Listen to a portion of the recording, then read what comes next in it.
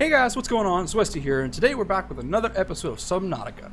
Now, last episode we left off Sunbeam, shot down. RIP Sunbeam. Oh, man, I really wanted to meet that guy. He was really friendly, but this episode, we left it off. We got the, oh, good.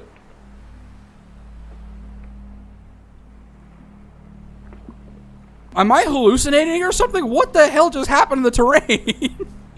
Okay, anyways. Before we get started with that though, if you guys have been enjoying the content, you guys want to make sure that you guys kind of keep it up to date when any of my uploads go live, just so that it doesn't kind of get buried within like any of the other subscriptions that are in. There's a button below, the subscription button, if you guys want to hit that, and then there's a little bell icon next to that, and you guys will be among some of the first, but to hear it probably before I post any social media. So without any further ado, let's go explore more of the floating island and get some cool little goodies on this island, and hopefully not hallucinate in the terrain anymore, because that was very weird. I have never had that happen with this terrain. I thought it looked a little bit weird whenever I got here, but it straight up just completely changed around me in like the blink of an eye. So, oh well. Oh, it's getting dark. Oh, actually, it's already dark. Okay. I was going to take a little quick cliff dive, but I think I'm going to pass on that one for now. Let me drink another thing of my water. Oh, good God. Oh, it's because I accidentally freaking... Sometimes whenever I try to close things because I'm already running, I'll open up my freaking Steam friends list, and it makes me think that my game crashes every single time. Alright, so... there are two bases up here. There's one right there, and there's one right here. And...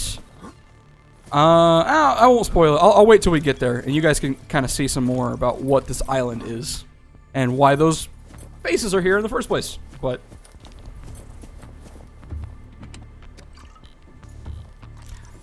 do I have this room yet? Yeah, I have this room. It's just, oh yeah, stuff like the lantern fruit and whatnot. Which the lantern fruit is going to be my best friend for a lot of the series, because I'm going to put one of those in my indoor grow beds. I'm going to put that inside of my Cyclops and have a little bit of a good resource going for food whenever I'm on long journeys. Alright, oop. Here's one of the PDAs. Turn from the deep. Okay, so actually, hold on. I know I'm getting these. I'm actually going to wait until I get a couple of them in order. Just so that we can kind of play them in order. Because playing them out of order, it's a little confusing, honestly. Oh, right. I forgot that I get the bulkhead from here. Which also adds integrity to my base. That's actually something I might do in the process of looking for Cyclops. I might find another location for a new base, because my little one that I have, it's nice and all, but it's kind of served its purpose, and it's kind of time for me to empty nest a little bit and move on to better, brighter, more dangerous, terrifying locations. Okay, I didn't realize I was freaking dropping off there, but okay. Good God. Oh, right, actually, let's go to this one first, because there's another one down here, which has an orange tablet. But I don't remember what the orange tablets are for. Oh, I got the propulsion cannon. I'm going to use that because these little bastards are getting on my nerves. Where are they? Come on. Show yourself. You want some of this? Wait, up. I thought you just... There we go. Okay, I had to just press the right trigger again. Part of me feels like an asshole for doing this, but part of me also doesn't care. Because these little assholes took like over half of my freaking health. New blueprint acquired. Ooh, so I'm not going to take this just yet because I want to plant the Chinese potatoes and I want to plant the marble melons that are here. And I know if I take them, I don't remember if I can actually use them past that. Ooh, stasis rifle. Yes. Okay, the stasis rifle. I want the stasis rifle so bad. Oh wait, it's not an orange tablet. It's just another purple tablet. Okay. Integrate new PDA data. So that's log 4. I don't remember if I get 1 through 4 here, or how that works exactly. Ultra glide fins. Okay. That might be useful. I don't know if I don't really want to use the ultra glide. I don't know if I want to use the ultra glide fins, but I do want to use there's like some charge fins that charge my batteries while I'm swimming with them. Which is pretty fucking cool if you ask me. Oh, good God. Can I not get down there? How do I get into there? Is there like a little opening on this side? Yeah, there's a little bulkhead opening right here. Oh, come. I've had enough of you! Oh, come on. There we go. This is number 2. I think that's number 1. Which if that's number 1, I will go ahead and play through what we got. Like I said, I didn't want to have it be too out of order for you guys, but yep, that's number 1. All right. Integrating new PDA data. All right, we'll listen to it. I thought it might get claustrophobic living underwater. Father feels it is. He'd tell me it was childish, but I stare out the window and sometimes I think how lucky I am to see this world up close. Back on the island, I wouldn't have believed the creatures that live down here. The fish, they glow. There's one that's 90% eyeball. Snakes twice the length of a habitat compartment. Certainly, it's not all friendly. Most of the plant life is toxic. Yeah. Learned that the hard way. But I've managed to coax some marble melons into growing indoors. And when they don't cover our dietary needs, well, we eat the fish themselves. It's a bit gross, but there's nothing they wouldn't do. I've been attempting to document my findings. Father approves. He says understanding is power, that the more we know about this planet, the more we can use it to our advantage. I'm just doing it because it's fun. It's not easy without proper equipment and network access, but the old-fashioned way, observing, taking notes, testing theories, shows me the world in a way a spectroscopic analysis never could. Lately, I've been watching the crab snakes. They ambush their prey as it tries to feed on the mushrooms they hide in. What they don't eat settles on the seabed, which fertilizes the mushrooms, which feeds the herbivores, and so the chain continues. Co-evolution gives me the fuzzies. I don't know if I've just never listened to this log, or if I've never found this log, because this is my first time hearing that log, actually, from Bart. I don't know, something about, like, hearing somebody talk about something they're all passionate about, and, you know, that just makes them kind of on cloud 9 permanently. Just, it gives me such a fuzzy, like he says, like, within the co-evolution gives them the fuzzies. It just gives me kind of a fuzzy, warm feeling. Because, I don't know, I absolutely love experiencing somebody else's passion. Because something about it is just so motivating, and it's so, it's like I'm just naturally attracted towards people who are very passionate about whatever they're doing. Because it's something about being passionate for something that you love to do is just such a strong, like, probably one of the rawest emotions I think that a human has. And it's, I don't know, it's something I just cling to very personally for myself. So actually, I just realized I don't have everything in order. I probably should have read it and see that it was just not, because I thought that this log that I just found was the Degassi log, which is, that's who all these people are, by the way. This is the Degassi bases, because there's Bart, Paul, and Margaret, which Bart and Paul Torgal are father and son, and then Margaret is a mercenary by trade, I believe. But they, okay, I won't say too much, because I don't think there's anything in here that says about that. So actually, I will just go ahead and talk to you guys, because it says the Degassi survivors. Essentially, the Degassi, about a decade ago, the Degassi, similarly to the Aurora, was also shot down by that big-ass gun on that other planet. Not planet, sorry. On that other island. And these logs are essentially kind of documenting their livelihood a little bit, as well as some things that were just simply picked up on log. Like, I think this one, yeah. Son, I said wait for the storm to pass. Your life's more valuable to me than a plant patch. You stopped being in charge when the ship you were captaining sunk. I'll stop being in charge when you take charge of yourself. Say, Chief. Chief! What? Do you know how to drain those grow beds of 40 tons of stormwater? Or how to conjure food from the air? I know how to prioritize. I'm just saying, if that's so, what's your boy's life worth to you today? If tomorrow you're gonna be so hungry you start wondering what he tastes like, let him go deal with the plants. Son, go deal with the plants. Bart, Torgal has disembarked the habitat. Interfere with my family again, And when rescue arrives, I will leave you here. Do you understand me? No rescue coming, Chief. Not in time. No staying here neither. This rain keeps falling, sooner or later this place will be buried. Only choice we got is whether to get buried with it. So, I'm kind of sided with Marguerite a little bit because, you know, I understand that Paul, is from the perspective of a father, is being cautious and wanting to be wary for his son, just not wanting him to get, you know, in any danger or anything like that. But Margaret makes a lot of sense that, like, you know, they've got to kind of do something because otherwise, you know, they probably would have died if he was too... Because there is a fine line between being driven by emotion and being driven by reason. And I think that Margaret is kind of that, like, person that's needed there as an in-between to kind of be like, hey, come back. Like, you know, you actually got to do this. Like, I know how you feel, but it needs to be done. That sort of thing. So, the only thing she didn't take into consideration is that this island is held up by those... Okay, actually, I'll show you guys. I'll jump out, actually, and go take a look and show it. Actually, I think I can get to the water just really easily from right here. I'm not comfortable doing it, but... Because there's the Grand Reef below, like really far below. But, right underneath here, there are these absolute massive floaters. If you guys remember seeing a couple of the floaters inside of the earlier episodes, there are like the little smaller ones that hold up some like boulders and stuff like that.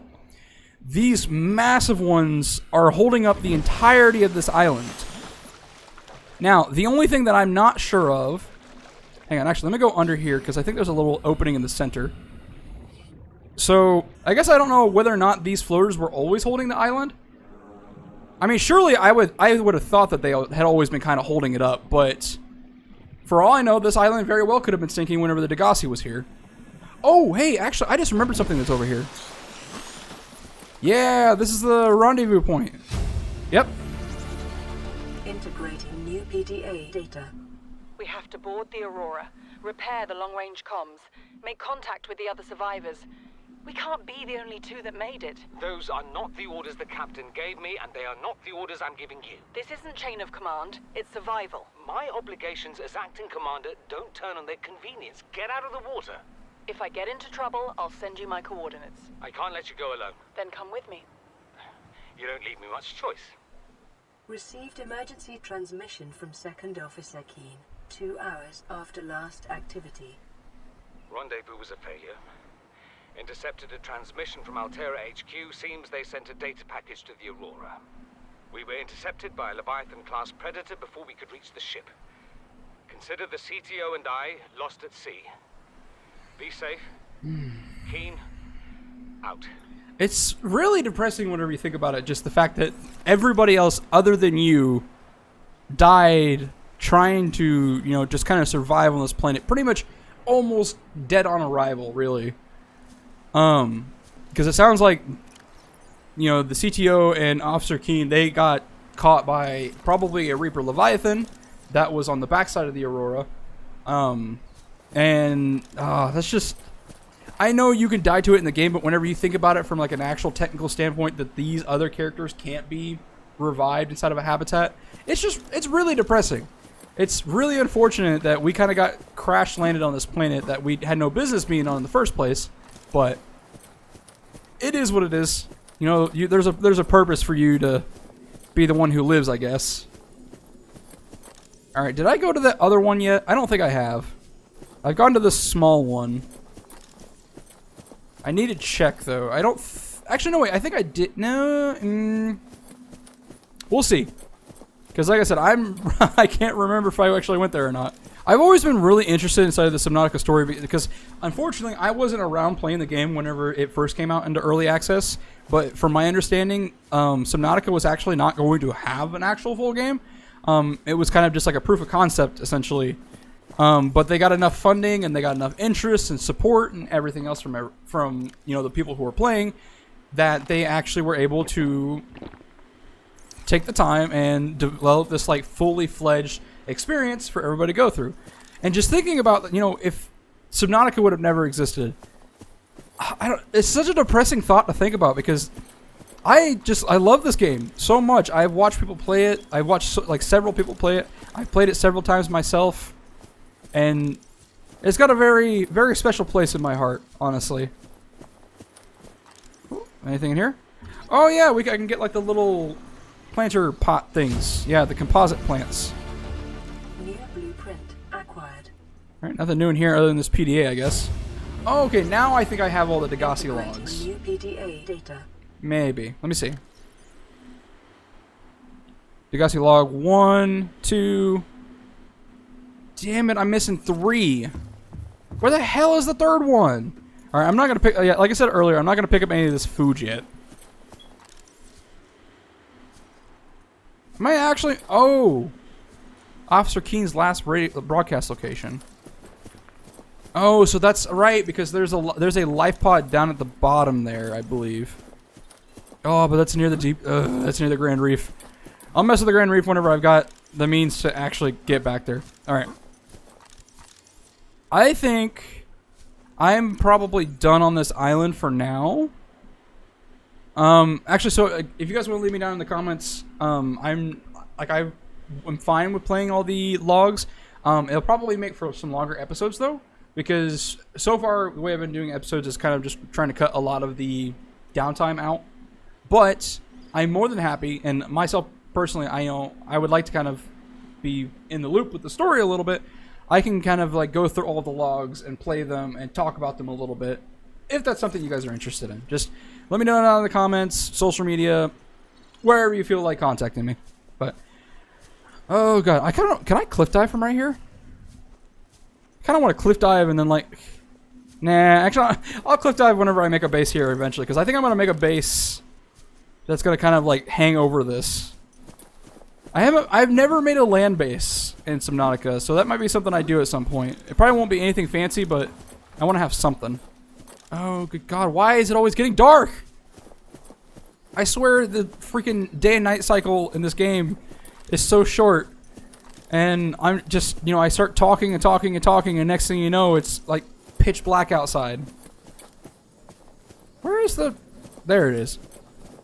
Let's try to figure out where the cave entrance was at again. Because I've got to get back to my base, and I really need to drop all the stuff off that I've got.